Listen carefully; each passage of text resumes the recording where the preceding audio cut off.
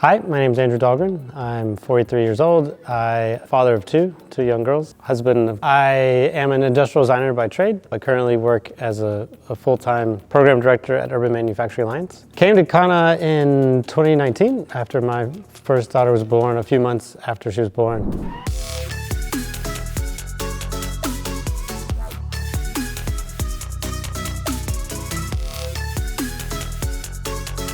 I grew up in Roanoke, Virginia, which is a relatively small town in the mountains of Virginia. I grew up in elementary school playing t-ball, basketball, wasn't that great at it. I don't think I really got into team sports really, but then I got to middle school and got introduced to track and really loved track and running, and I did hurdles and then got into cross country running and found my kind of people there, and it was an interesting combination of sort of team sport, but not really. You sort of had to do your own thing. My aunt was a big cyclist, so when I was about 13 or 14, I started road biking and mountain biking and got into, by the time I was 17, 18, was riding, 60, 70 mile distance rides. There's a famous bike ride across the state of Iowa called Ragbri, which is literally like coast to coast or edge to edge. So I did that 3 or 4 times. Working out, like I remember in cross country or track, there was a little bit of like weightlifting and that type of thing, but it was never really guided or that structure, that sort of regular. Yeah, when I got to college, I sort of stopped running and kind of picking up ultimate frisbee just because my friends did it too. Then that kind of faded away. So there was like a good sort of decade of mostly sedentary, sort of, at least in terms of fitness. I don't remember exactly what it was that motivated me. I was like 35, 36. I sort of made a decision to just get into yoga, and luckily where I was living in Philly, I could walk to a small yoga studio. And then they did functional fitness, so then I got sort of quickly into like weightlifting, quickly into full body type exercises, and then through that inadvertently got introduced to obstacle course racing, and then sort of once I got to this like Spartan racing, that really sort of motivated me to keep going with the CrossFit. Yeah, the original why 3 gyms ago was I think just wasn't feeling great. Feeling probably multiple levels, not just like bodily not feeling great, but mentally wasn't sort of in a great place, and kind of decided to try it and give it a go. And luckily it was a very small studio, and so the 2 people that ran it were very welcoming and supportive. And then once I started doing it regularly and noticing it felt better, and it felt good to sort of keep challenging myself and sort of keep that going. But then I think what really kept me going too was having kids and feeling like I want to be able to keep up with them. I want to be able to like do all the things they do or want me to do. And so I think there was definitely like a time where I took a break. It just like was a lot.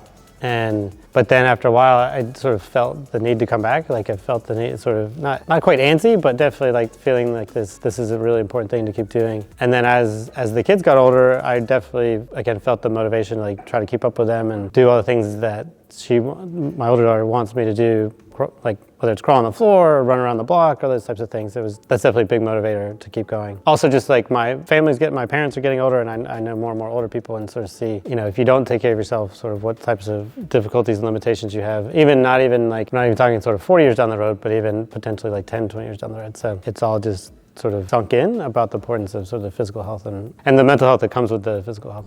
So for me, this had been, so it was Water and Rock Studios in Philly, and then Hilltop in farther north. And so I did the sort of traditional thing of like CrossFit near me. And so Kanna and the gym in Manayunk were sort of equal distance. So I actually went to the Manayunk one first and gave it a try, and it's sort of an intuitive thing, right? It's like, how do you feel when you're there, and how are other people sort of acting and responding? And it was a good workout, and people were welcoming, and I sort of didn't feel the sense of like people were that interested in sort of learning about me or sort of getting to know me. And so when I came here, this was the first gym that had a formal intake, that had the sort of base camp process, and I instantly liked that because it was both space for me to ask questions, but also it was really nice for somebody to sort of ask and sort of learn where I was at and sort of see where I was at, it never felt like a measurement or like a gateway, like, oh, you've got to be here to like come, but it was a really sort of enjoyable experience to have somebody like focus on you and sort of understand where you were at. When we officially got to taking classes, that continued. Like the coaches definitely wanted to know where I was at in terms of the different movements. There was definitely lots of support in finding the right sort of modification for that day or for those exercises. And so that's just been consistent from the start. And so that's sort of stands out from all the other gyms, like that awareness of sort of each individual sort of place. And it's not about like lowering the bar and saying, okay, you can just do less, but it's about saying, oh, here's where you are, here's where you're sort of at a tipping point. You can sort of try this, and it might be harder, but it's worth sort of trying it for the day and sort of getting where you want to go. And then the level method stuff, the other gyms haven't had either. Like, I think that's been a really helpful thing for me, where it's not like I'm obsessed over it or like trying to get to a certain level, but it is a really nice ongoing sort of record of where things are at and sort of seeing things change. And I just realized there's like one test I haven't done in like 3 years, or it's like there's one that hasn't sort of moved the way that other happen. And so it's that type of like, again, sort of support of like, it's not just about me having to keep a notebook and sort of hopefully remember where things are at, but being able to come back to that sort of consistent sort of chart and reflect on where you are. And again, I think the coaches do an amazing job of like, some people really don't want to do it or don't even record it, and it's not like they're bullied into doing it, but those that do get the support they want. So yeah, I think there's definitely a physical benefit. Like, I think, again, I could do all the things I want to do outside the gym. You know, I can play with my kids as much as I want. I can crawl on the floor as much as I want, and I don't sort of worry about getting hurt or feeling pain or that type of thing. Similarly too, with like just like general chores around the house, like I sort of have a confidence level of like, I can sort of handle these things and don't have to worry about, is this a good idea or not? And then I think with the mental, I think both, like there's something, somehow like the Spartan races, when you go and you do the race and you just sort of finish, even if you failed obstacles or something, there's this interesting moment of like, okay, I did that. And it's like, if I could do this sort of insanity, and it sort of helps reframe the day. I mean, it doesn't necessarily like erase frustrations at work or that type of thing. I think the fitness has allowed me a sort of new level of confidence of being able to get through stuff, and sort of a stick-to-itiveness that I think is applicable across, whether it's in the gym and like, can I really pick this thing up a 20th time? But the same way, it sort of, that sort of translates into other aspects of my life, I think. And I think the sticking to it for as long as I have, even though there's been sort of waves of having to come in and out, again, it's helped me sort of see like, oh, if you really stick to it and commit to it, things change. And I think that's a helpful sort of framework that I try to come back to in other parts of my life. It might not always be that easy or sort of that intuitive in the moment, but it's a helpful reminder. Like, oh, I've changed in this way over this amount of years doing this type of sort of commitment and ongoing practice. I could do that in other aspects. I'm trying to remember what Katie and I talked about. Like Katie had been a runner her whole life, and so I was trying to remember like how she and I started the conversation. I imagine, I just haven't experienced it, but I know there's got to be gyms out there that sort of have this like intense barrier to entry. But I would say at Kanna, like that doesn't exist, and you really can come and be who you are, and through the sort of doing. And I think that's the nice thing about a lot of the workouts is like, you sort of have to do for 10 minutes and you sort of like did it, and then you like can reflect and do it again. So I would say it's not intimidating once you see how it can be customized. There isn't a one size fits all. And so I would say anybody who's afraid of trying or sort of hesitant to try because they don't feel like where they want to be, it's okay. Like every movement is customizable. Every movement can be adjusted. And I think again, Kanna does that really well, and sort of helping people understand, find the right fit. Like, and again, not find the right fit to like do less, but find the right fit to actually let you do more over time. I think it's that sort of a willingness to like come in and know that it's adjustable, that isn't this sort of one size fits all approach. And then two, I think it's like, I don't think it takes a year commitment to see changes, but I do think it's not a one and done type thing, right? I think anybody who's coming, kind of make a commitment to 3 months. Like, I think that makes a big difference. Like knowing it doesn't have to sort of be perfect right the first time, but know that like even within 3 months, a sort of consistent presence, even if it's once or twice a week, you will see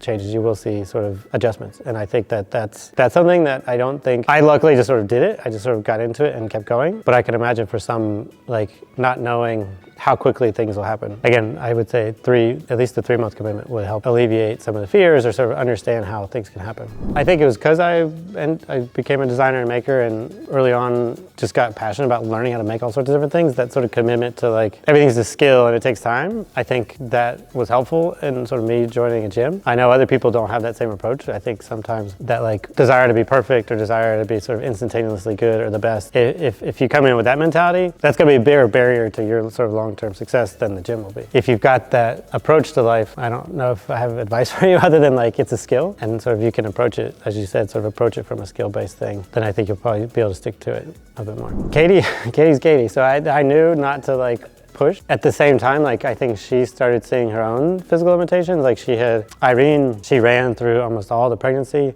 with Irene, and then when she was able to sort of get back to it, she did. And then I think she started sort of similarly, like with Irene asking her to sort of pick her up and move around and do all those sorts of things. I think she started to sort of see her own sort of limitations and wanting to get stronger, sort of all full body stronger. And so I was able to get her to like try some of the Spartan races. I both got her and her sister to do it, and she just really enjoyed those, and sort of again the limit, like being in those races and sort of feeling the sort of aches and pains the next day is like sort of got her thinking more about, well, maybe she could do it, right? And then when she got sort of closer to it, then she started asking more questions, and then I was able to kind of, I think, help her understand that what I was describing before. It's like, it's okay you can't do a push-up on day one, because I think that's kind of where she thought you had to be, or you had to be able to do a pull-up. As I kind of reminded her and sort of helped her understand, like, truly doesn't matter where you are physically, then I think that's where she got much more into it. I think we potentially have convinced my sister-in-law, her sister, to maybe give it a go when we move. So it's definitely been an interesting sort of influence. And my daughter, Irene, when she's come in a couple times, like, she just watches and like does stuff. And so at home, I've showed her like how to do squats and jumping jacks. She does pull-ups. She tries really hard to do push-ups. So it's been really awesome and fun to like have her sort of see it and do it, and just in essence, because I'm doing it and now Kay's doing it, it's just like it's normal for her to sort of want to do those types of physical things. And she's even challenged like her grandfather to try to do push-ups, so it's like it's been a fun thing, and next step will be getting her in a kid's Spartan race.